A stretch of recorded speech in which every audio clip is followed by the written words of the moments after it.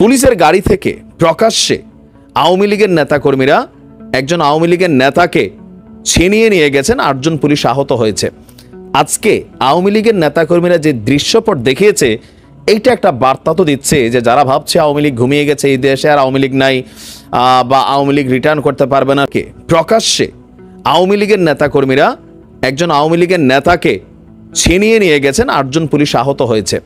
তবে যেহেতু এটা ভিডিও ফুটেজ হয়ে গেছে, এটাতে এখন যাদের ছবি টবি চলে আসছে তারা প্রত্যেকেই গ্রেপ্তার হবেন, কারণ এটাকে সরকার সর্বোচ্চ প্রায়োরিটি দেবে। বাট এখানে আওয়ামী লীগের যেই শক্তি, এটা কিন্তু প্রদর্শিত হয়েছে।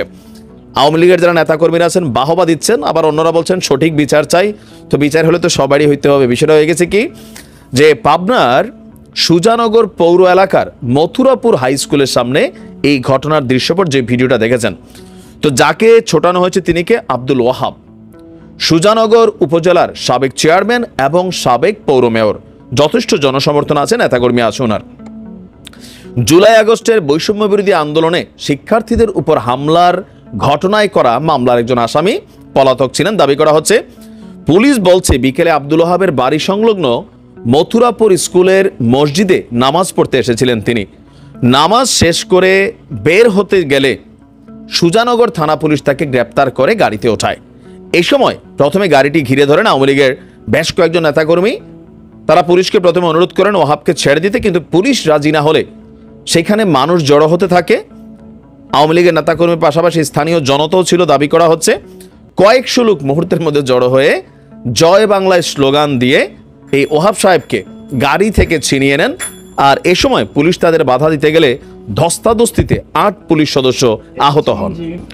আর এই বিষয়টি নিশ্চিত করে পাবনার পুলিশ সুপার বলছেন যে আব্দুল ওয়াহাব বৈষম্যবিরোধী ছাত্র আন্দোলনে হামলার একজন এজাহারভুক্ত আসামি। গোপন সংবাদের ভিত্তিতে তাকে মথুরাপুর স্কুল থেকে গ্রেপ্তার করা হয়, কিন্তু স্থানীয় জনতা কয়েকশো লোক মুহূর্তের মধ্যেই এখানে জড়ো হলে পুলিশের গাড়ি থেকে ছিনিয়ে নেয়।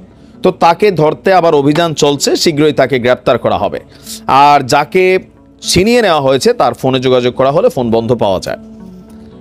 এখন এই নেতা আবার গ্রেপ্তার হবেন 100%। ইভেন যেহেতু এই ফুটেজটা আছে, তো এই ফুটেজটার কারণে এখানে যাদের ছবি টবি আসছে প্রত্যেকেই কিন্তু আবার নতুন করে একটা বড় মামলার আসামি হয়ে যাবেন।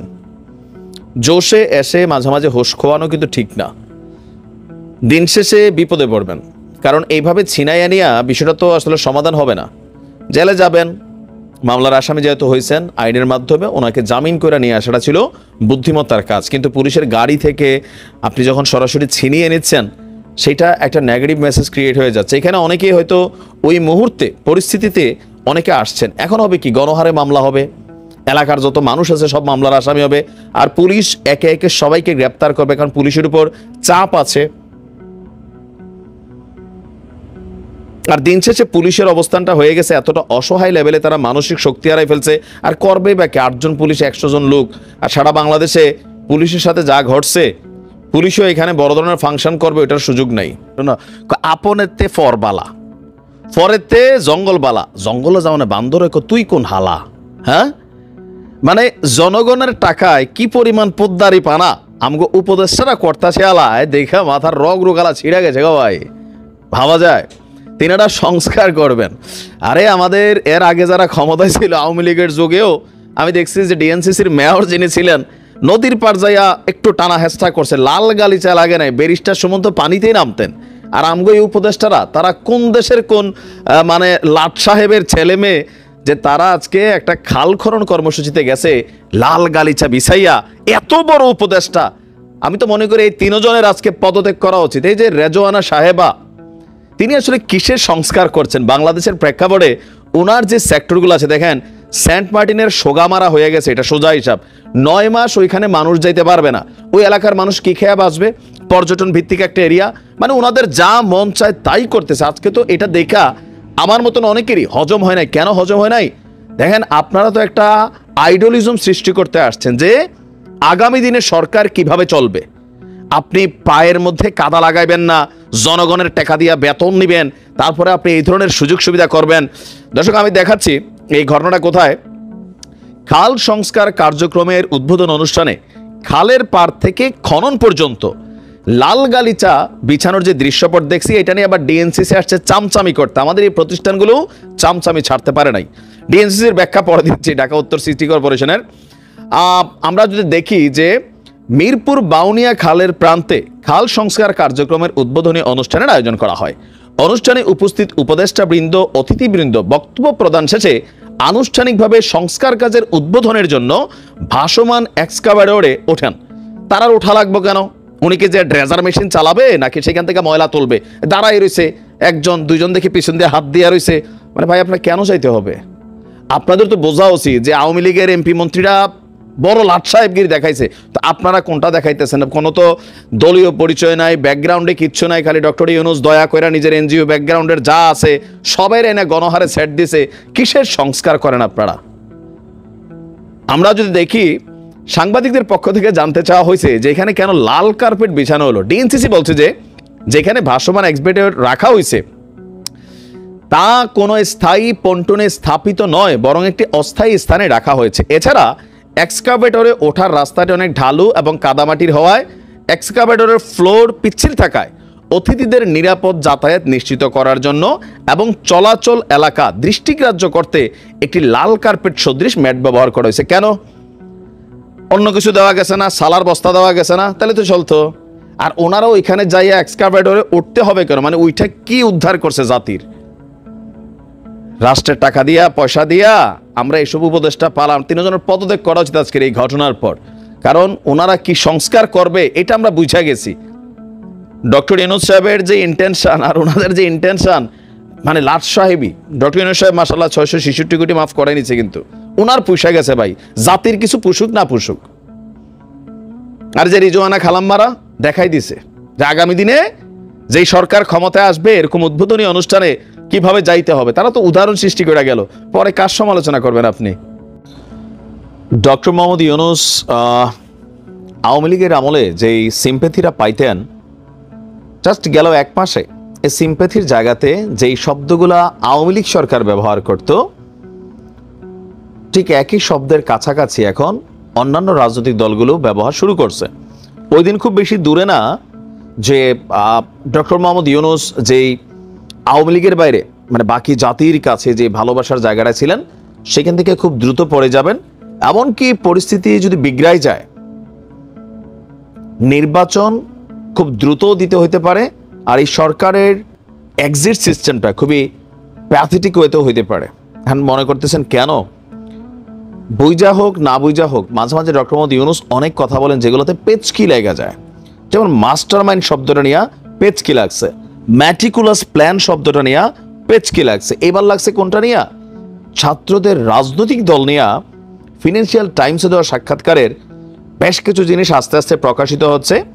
এমনকি আমি নিজেও আশ্চর্য হচ্ছি যে ওনার মতন একজন বুঝের মানুষ ইন্টারন্যাশনাল মিডিয়াতে তিনি যখন এই বক্তব্য দিচ্ছেন, তাহলে তিনি কতটুকু নিরপেক্ষ একজন সরকার প্রধান হিসাবে।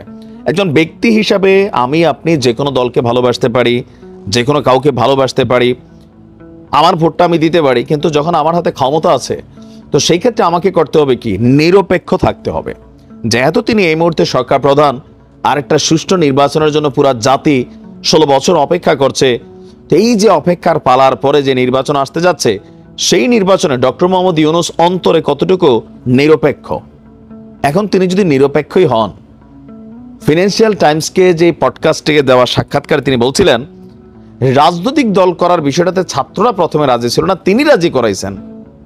জিল্লুর ভাই গতকালকে একটা প্রোগ্রাম করছে, এর আগেও আরেকজন সাংবাদিক এই কথাগুলো বলছিলেন। আমার কাছে একটু খটখটা লাগছিল, বাট কালকে শিওর হয়ে গেলাম। কি বক্তব্যরা?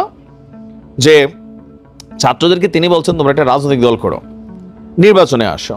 তো ছাত্ররা বলছে যে আমাদেরকে তো কেউ ভোট দিবে না, আমাদের কে চিনে পুরা বাংলাদেশের মধ্যে, ওইভাবে কি আমরা একটা সিটও তো পাবো না সংসদে যাওয়ার জন্য। তো তিনি বলতেছেন, এগুলো ওনার মুখের কথা, যে তোমাদেরকে সারা বাংলাদেশ চিনে, তোমরা আসো।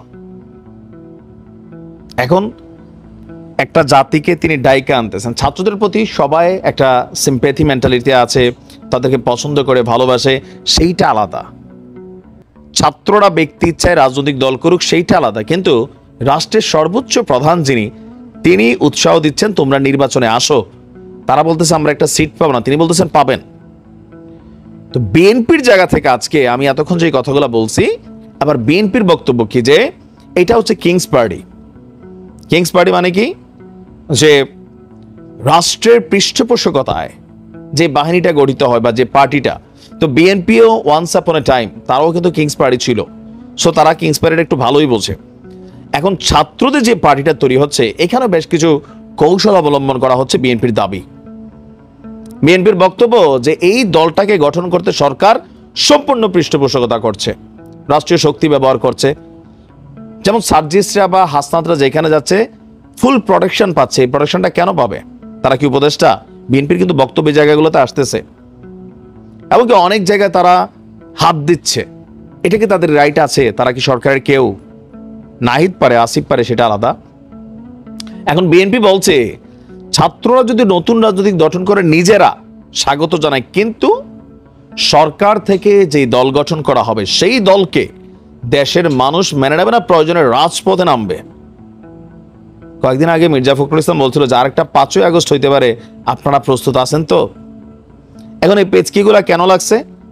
ডক্টর মোহাম্মদ ইউনূস যখন নিজের মুখ দিয়ে বলেন তিনি ছাত্রদেরকে উৎসাহিত করছেন একটা দল গঠন করার জন্য, তিনি বলছেন তরুণদের হাতে নেতৃত্ব দেওয়া উচিত, নয়তো কি হবে এই আন্দোলনের যে রেজাল্টটা, এইটা অন্যান্য শক্তিরা আগের মতন ব্যবহার করে ফেলবে, মানে দেশ আগের মতন হয়ে যাবে ফেসিবাদের যেই বা বাকি যে শক্তিরা আছে পুরানারা।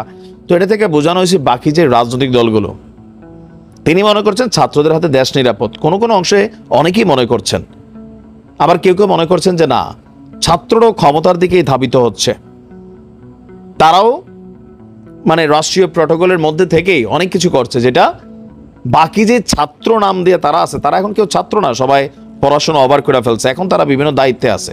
তো প্রকৃতপক্ষে যারা ছাত্র, সিদ্ধান্তগুলো তারা নিচ্ছে না, হাতে গোনা কয়েকজন, এরা এখন কেউ রানিং স্টুডেন্ট না, এরা স্টুডেন্ট লাইফ ওভার করে ফেলছে। আর ছাত্রদের রাজনৈতিক দল গঠনের যে সিদ্ধান্ত, সেটাও হাতে গোনা গুটি কয়েক 15-20 অথবা 50 জনের একটা টিম, তারাই গুলা করছেন।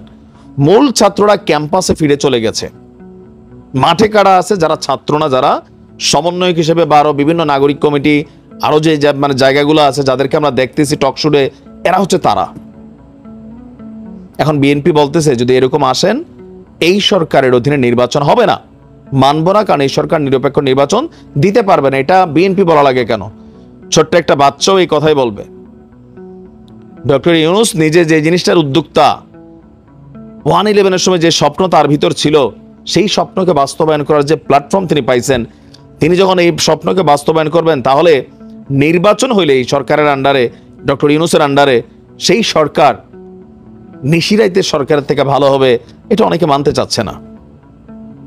কারণ ডক্টর ইউনূস বাকি রাজনৈতিক দলগুলো সম্পর্কে নেগেটিভ ধারণা পোষণ করেন অন্তরে।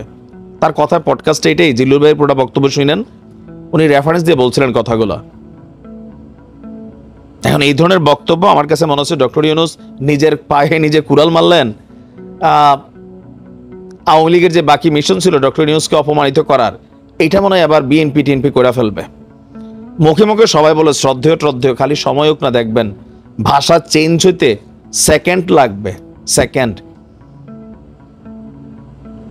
সবার মধ্যেই এখন একটা সন্দেহ ঢুকে গেছে যে ছাত্রদের এই রাজনৈতিক দল, এটা ডক্টর ইউনূসের ইন্ধন, তিনি পৃষ্ঠপোষকতাকারী, আর রাষ্ট্রের সর্বোচ্চ দায়িত্বে থাকার কারণে হয়তো অনেক ধরনের ফেসিলিটিস দিচ্ছেন। এটা হয়তো আমরা বাহির থেকে বুঝছি না, বিএনপির এটা স্পষ্ট বক্তব্য।